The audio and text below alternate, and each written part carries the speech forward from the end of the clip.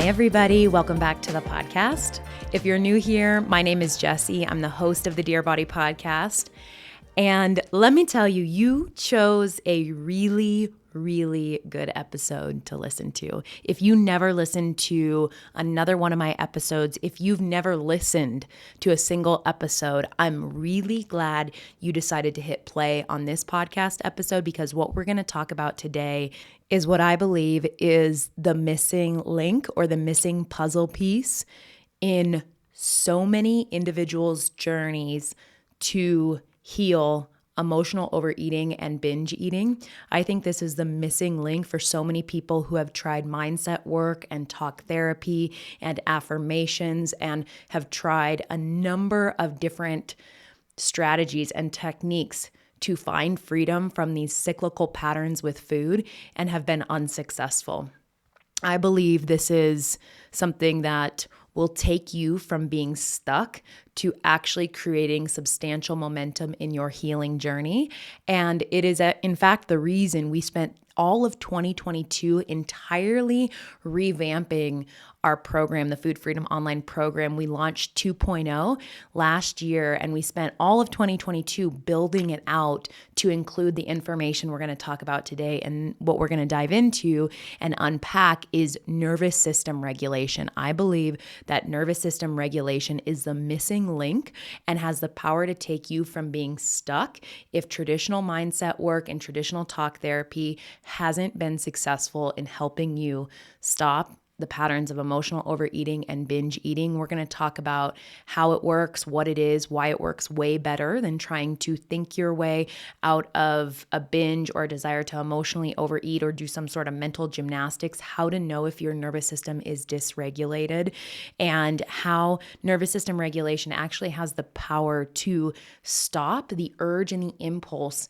to do these things with food that we intellectually know we don't want to do in the moment. It is something I'm very excited to share with you because I want you to feel hope. And I know how much being in these patterns and being in these cycles with food can cause us to feel hopeless. I know for me, I felt that I was some type of anomaly. I was some type of outlier that nothing worked for.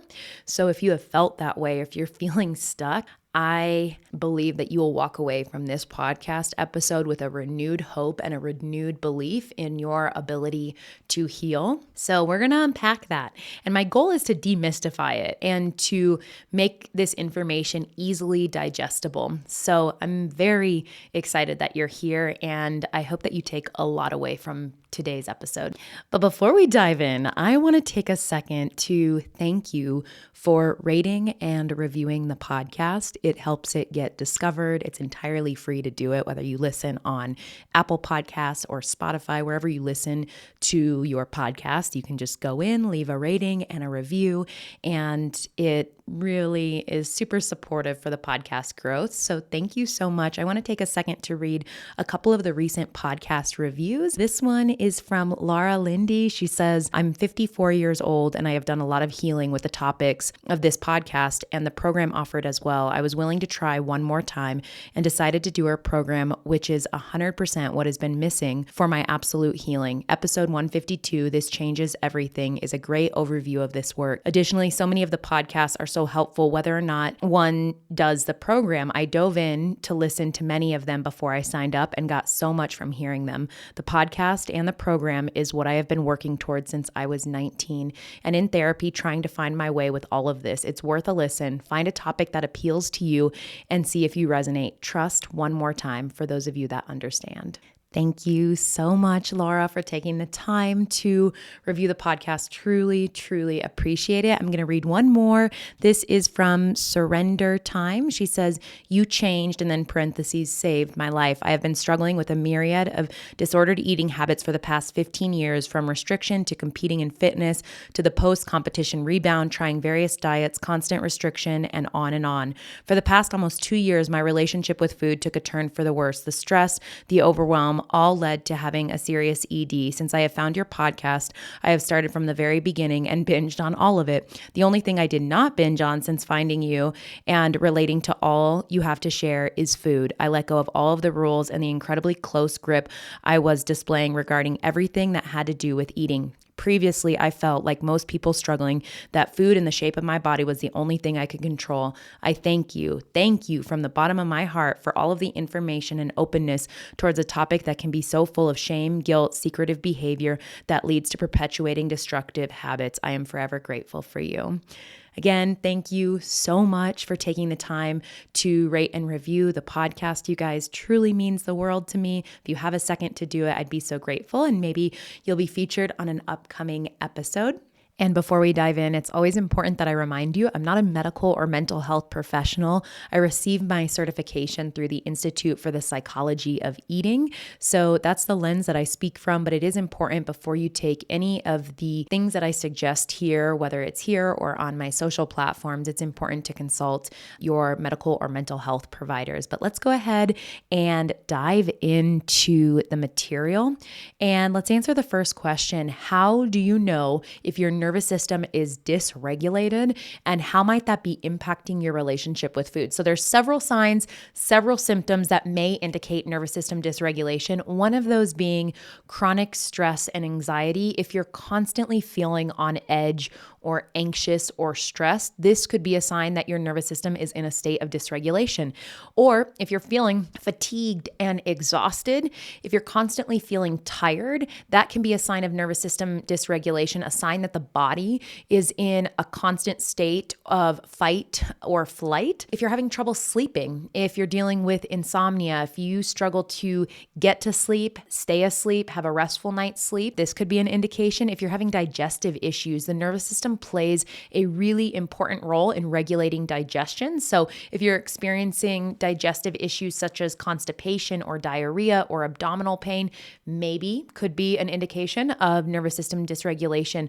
Also, chronic pain. This can be caused by nervous system dysregulation as it causes chronic inflammation, muscle tension, and headaches. Another indicator could be immune system dysfunction. The nervous system plays a role in regulating the immune system. So if you're dealing with frequent infections or allergies or autoimmune conditions, perhaps your nervous system and nervous system dysregulation is playing a role in that. And then lastly, what I want to talk about and I want to unpack more is emotional instability, mood swings. A dysregulated nervous system can cause a lot of emotional instability, a lot of mood swings, and it can affect the way the brain processes emotions and memories. Now, what's important to understand in terms of its impact on eating behaviors is that a dysregulated nervous system can affect the way the body regulates hunger and fullness, which then can lead to problems such as overeating or undereating. For example, when the nervous system is in a constant state of stress and anxiety, it can lead to increased stress hormones inside of the body.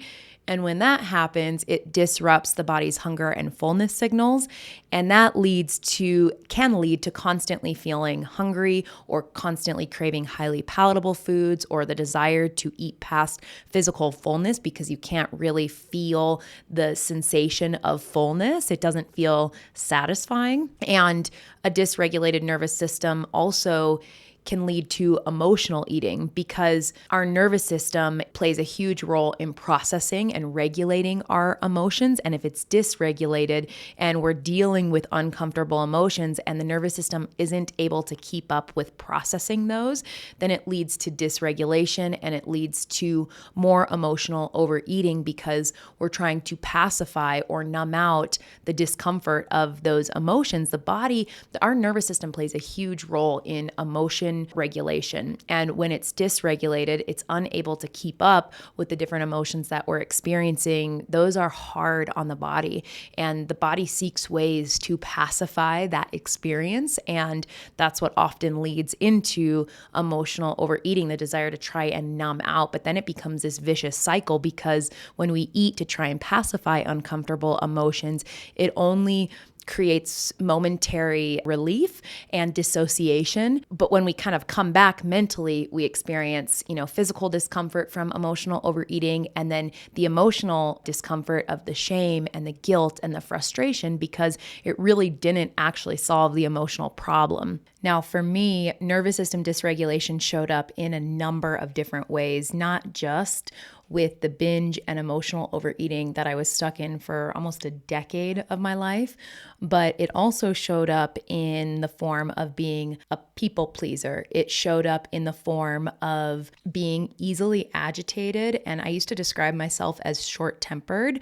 I had a very short fuse, and now to describe myself as someone who is generally pretty laid back. I still have a propensity towards being more anxious, but to be so much more laid back is something I never thought I would see in myself. Nervous system dysregulation showed up in my life by constantly being in survival mode, feeling this angst inside of me to just keep working, I used to define myself as just a workhorse. And I continue to work very hard, and I consider myself a high achiever, but no longer do I see myself as a perfectionist, which is an incredibly toxic pattern to be in. Nervous system dysregulation showed up in never feeling good enough. And so I was always feeling like I had to prove something, and it was exhausting. I constantly feeling stretched thin, constantly dealing with exhaustion. It was kind of just this gray cloud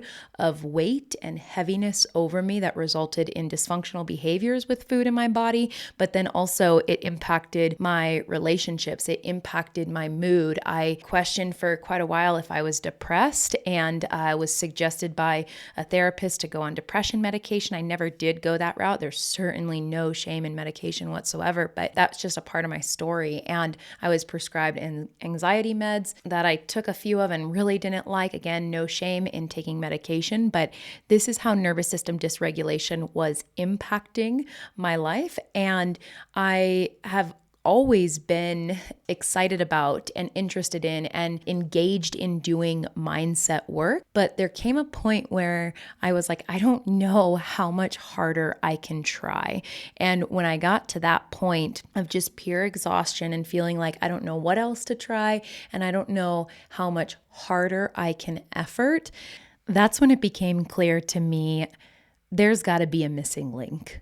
I know, and I've always known this about myself, that I am a hard worker. I may not be the smartest, but I do know that I'm a hard worker and that I'm driven.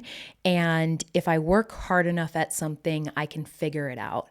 And I was excelling, and I've shared this before, I was excelling in other areas of my life, but I couldn't seem to figure out what was going on in my relationship with food and my body, no matter how hard I tried, no matter what therapist I saw, no matter if I was in Overeaters Anonymous or I tried different mindset techniques, there was something missing. And to have this awareness about myself that I work hard, and anything I set my mind to, I've been able to at least figure out. And why can't I figure this thing out? For me, I had two thoughts. And the first thought was, okay, I'm the anomaly that nothing's going to work for, and I'm the outliers. I felt broken, like I was seriously broken. Or the other thought was, there's something missing. And I'm so glad that I clung to this thought that, hey, there is something missing here. So if you relate, let's break down what the nervous system is and how it works. So essentially, it's like, I like to think of it as the body's control center. So imagine that your body is like a big city, and all the different parts of your body are like the different neighborhoods in that city. So just like in a city, we need a way for people to get around, to communicate, to get things done. Your body needs a way for all of its different parts to be able to talk together and to be able to work together. And that's exactly where the nervous system comes in. Think about the nervous system like the network of various roads and highways that send messages all around your body, telling your body what to do. So the nervous system is made up of a few different components. We've got the brain and the spinal cord, and that's like the CEO or the boss. That's like the city center. And then you have all of the nerves that go out to the different neighborhoods of your body. So The brain and the spinal cord are in control, they're in charge, they're making sure everything runs smoothly. And then all of the nerves are like the messengers that transport really important information back and forth. Your nervous system is involved in guiding and controlling almost everything that you do, everything you think, everything you say, everything you feel. It's involved in how hungry and thirsty you feel. It's involved in your digestion, in what you're thinking and how you learn. It's involved in your coordination and your movements. It's also involved in sensing the environment around you. And your nervous system's main job is simply to keep you alive. And it prefers patterns. It prefers the known discomfort of the familiar rather than the unknown, even if that's more comfortable. We have what we feel is like our comfort zone, but is it really all that comfortable to be in the place that you're at? No, it's not. So why does your body and your brain continue to repeat these uncomfortable cyclical patterns? Well, the reason it does that, one of the reasons it does that is because your brain and your nervous system prefer the known over the unknown because its primary job is to keep you alive. And even if the known is uncomfortable and these cyclical patterns are unhealthy, it knows that at least you're alive. And it doesn't know what it doesn't know, which is the unfamiliar, which is doing anything different than the patterns that it has gotten into. And so think about it like this. If your nervous system is involved in guiding nearly everything that you do, that you think, that you feel, and you're trying to think your way out of a binge, or you're trying to think your way and do mental gymnastics and traditional mindset work to heal these patterns and these behaviors, would it not make sense that there's potentially a missing link? Thank you so much for tuning in and listening. We'll be right back to the podcast after a quick word from today's sponsor, which is none other than the Food Freedom Online Program 2.0. It's a 4-month online program that was designed specifically for the overstimulated, stretched thin, and busy individual who feels like they've tried just about everything to stop the cycles of emotional overeating and binge eating. The program is for you if you're feeling stuck in those repetitive, undesired patterns with food in your body. You feel regularly overwhelmed, anxious, and fearful as it relates to food in your body. You deal with shame, fear, and guilt around your decisions with food and how your body looks. And you feel in your spirit something has been missing in all the mindset work that you've tried. Over the course of the next 4 months, the program will guide you through the process of regulating your nervous system, integrating the principles and understanding the principles of intuitive eating, and combining mindset work with body-based work for a holistic healing approach that will create the catalyst for true momentum towards food freedom and body confidence. If you are ready to step out of this feeling of being stuck, out of survival mode, and integrate peace, clarity, and natural balance with food, where you begin to no longer even feel the urge or the desire to engage in emotional overeating or binge eating, you can go to www.foodfreedomonlineprogram.com to check out all of the details. I will also put the link in the show notes for you. If you have any questions, you can always email the team at info@foodfreedomonlineprogram.com, and they're happy to assist you. Let's get back to the show. The next time you experience the impulse or the urge to binge, instead of trying to think your way out of it and tell yourself things like, you don't want to do this. This always makes you feel like crap when you're done. This doesn't align with your highest self. This doesn't align with your goals, with what makes you feel good. Don't do this. You're better than this. You're stronger than this. Again, that's kind of the mental gymnastics that I'm referring to, where you white knuckle it, you resist, and it's just, instead of trying to do that, my encouragement is to consider that what's happening in that moment is that your body is experiencing a physiological response. It is experiencing an impulse and an urge that not only is going on mentally, but is also happening on a physical level. There are things happening. Your nervous system is entering a greater state of dysregulation where you're having a hard time, your body, your nervous system is having a hard time processing the experience that you're having. And so it wants to numb it out, or it wants to dissociate and disconnect from whatever it is you're feeling. Maybe it's just boredom that you're feeling, and your body and your nervous system isn't able to process the boredom that you're feeling. And so you just want to disconnect with food. Perhaps you're feeling emotionally overwhelmed and you want to pacify that uncomfortable emotion with food. Perhaps it's just a habitual response to the underlying dysregulation that you feel, and you've trained your brain into this repetitive behavior. And although it's uncomfortable, although you intellectually don't like it, again, remember, the nervous system likes patterns and it likes the familiar, even if the familiar is uncomfortable. And so you may have trained this pattern into the brain through repeated action, and so it's your go-to. Now, I want to explain the two different states of nervous system dysregulation. And I want to explain it in terms of thinking about your emotions and your emotional well-being as a thermostat inside of your body. This is the way I explain it to my clients. So think about being in a calm, cool, collected, connected, compassionate, balanced, supportive, you are alert, you're mentally online, being in that kind of grounded state. That's what's known as being within your window of tolerance. That's when you are optimally aroused. When your nervous system and your body is in a state of optimal arousal, we can think clearly, we act in alignment with our goals. It's when we feel our best. Now, we can start to become dysregulated and either emotionally warm up or emotionally cool down. So I like to think about it, when my house gets above 74 degrees, my thermostat kicks on and it down regulates. That's the term for what the nervous system does. The thermostat kicks on and it cools the house off to bring it back into, the 70 degree range. That's where I like my house, 70 to 72. Now, when it's cold outside and my house gets below 68 degrees, again, the thermostat kicks on and it heats up my house. It brings it back into the optimal temperature that we like to keep our house at. When that happens with the nervous system, it naturally, without our conscious efforting, goes, okay, my human is cooling off, so I'm going to upregulate.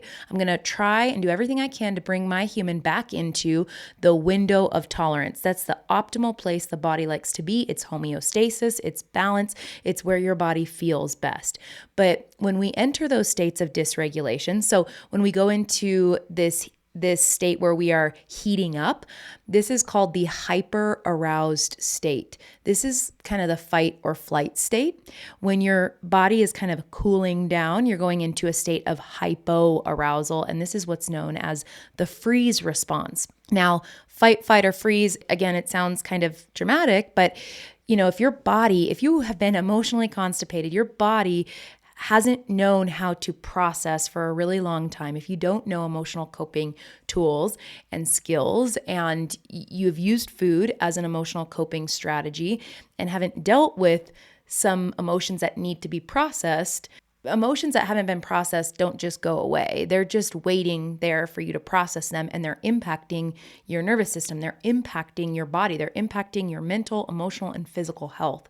So something small can push you out of your window of tolerance if you have a lot of unprocessed emotion. So for example, you might feel like me, like you had a short fuse and, something, your husband, you asked him to, I don't know, or your boyfriend or your roommate, you asked them to throw in the laundry before they left for work and they didn't do it. And you get home and it's just that one thing that pushes you over the edge. You're frustrated. You're unable to, be grounded. You snap really quickly and you go into a state of being impulsive. Maybe you're angry. Maybe you're, feeling sensitive, or you're really irritable, or you become obsessive compulsive. Little things can push us into a state of hyper arousal if our nervous system hasn't been regulated in a long time, if we're constantly in a state of nervous system dysregulation. So having a healthy nervous system means your body has the ability to handle the daily stressors in a calm and grounded way. You're able to feel the full spectrum of human emotion, from things like frustration and anger and excitement and joy and peace. You're able to feel the full spectrum of human emotion without becoming impulsive or without wanting to dissociate. So perhaps, you go into that hyper aroused, overheated state, which can include things like you get into like the doing mode. Well, I'm just going to do everything myself. Or you, like I said, are emotionally overwhelmed, or you maybe get aggressive, or you're irritable, or you're super sensitive, or you become obsessive compulsive. You become really impulsive with food and go into self-sabotaging and overactivity and people pleasing, or trying to fix or control. Those are all indications of being in a hyper aroused, nervous system dysregulated state. Now, that might be a response that you go into sometimes, fight or flight, or you might go into the hypoaroused state. And this is where we start to disconnect or disassociate. We feel completely overwhelmed and we begin to shut down. We feel unsafe, helpless. We can feel powerless in this state. We disconnect mind and body. We have a desire to numb out. We're very fatigued. It's a low energetic state. We feel emotionally numb or just totally flat. We want to sleep. We're kind of on autopilot. So this is the freeze state.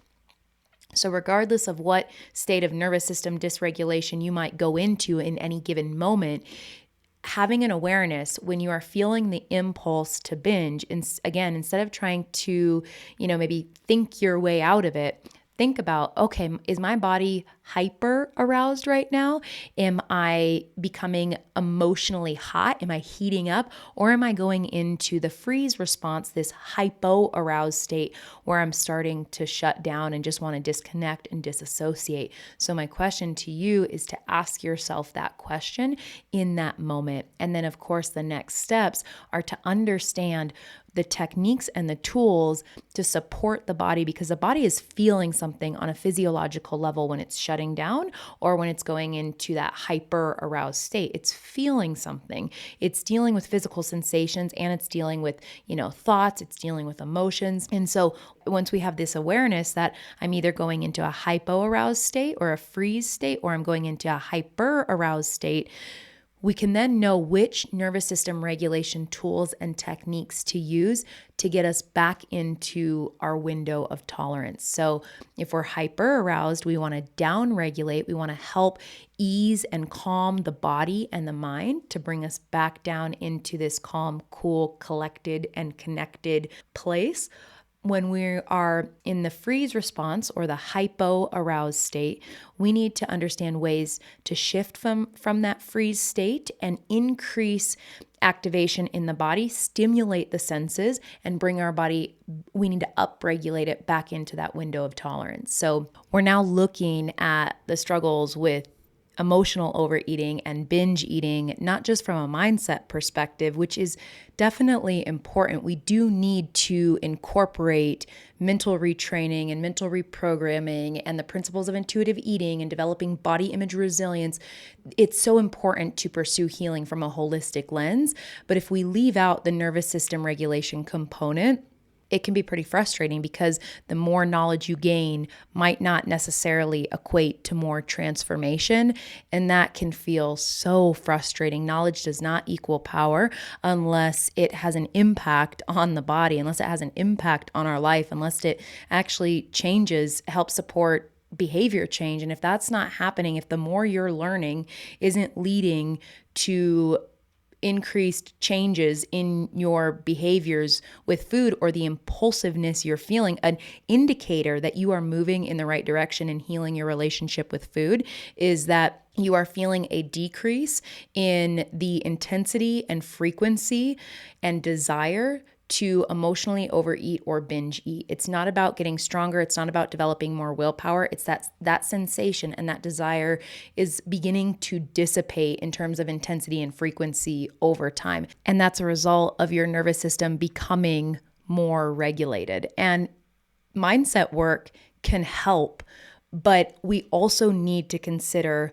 nervous system regulation work via various body-oriented techniques. So if you've been following me on Instagram or TikTok, you may have seen a couple of my videos where I've shared just a couple different body-oriented nervous system regulation techniques, like shaking, for example. I posted a video where I said, instead of trying to think your way out of a binge, consider trying to move your way out of a binge. And I'm literally standing there shaking my body.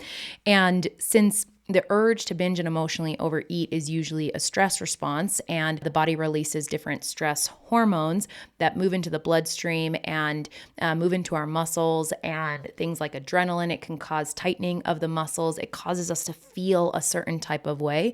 We can get up and move our body and shake our body. This was a technique that I learned from the Neurosculpting Institute here in Denver. We can literally shake our body to release the contraction and the tension in the muscles that is caused from the stress hormones that are released in our body, and it can help support the body regulating the nervous system. This is one technique. Another technique that I shared on my Instagram and my TikTok was I put my face in a bowl of ice cold water. Now, again, all of these techniques, really important that you consult medical or mental health professionals before trying any of these things. But I was sticking my face in a bowl of cold water. And what this does, cold therapy, is another nervous system regulation technique, body-oriented one. This stimulates the mammalian dive reflex, which is a physiological response that occurs in response to immersion of cold water.